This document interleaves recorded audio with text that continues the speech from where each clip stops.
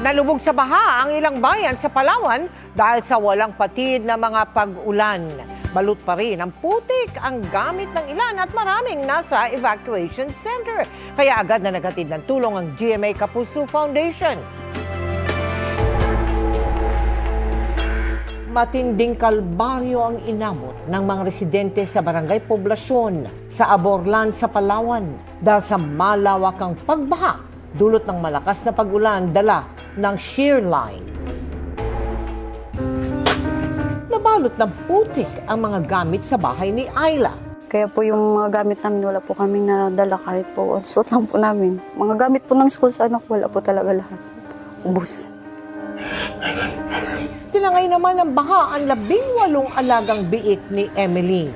Yung mga baboy ko po, na-wash out po sila kasi hindi na po nila kaya yung lamig. Tapos sobrang taas na ng tubig. Binahari ng 6 na freezer ni Ana. Kabibili pa lang niya ng mga ito at ginagamit pa man din sa pagbibenta ng yelo para sa mga nahuhuling isda. Yung isang freezer ko, ma'am, hulugan pa yun. Talagang nag-aumpisa pa lang po kami talaga sa pag-freezer eh. Tapos nalubog na po sa baha. Talaga pong back to zero kami ngayon.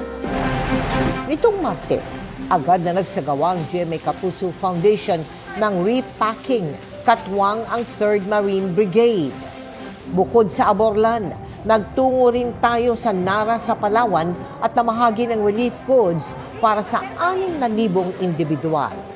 Yung amounts of rainfall within 24 hours ay umabot ng 352 millimeters. So talagang it's 12 times more than the normal rainfall sa buwan ng February. Nagdulot ng severe flooding lalo na sa ating mga low-lying areas. Karamihan sa mga residente, hindi alam kung paano mag-uumpisa muli. Kaya wala po talaga kami ibang malapitan. Ma'am, nawagan lang po ako sa pagkain. Financial po para po talaga maayos po.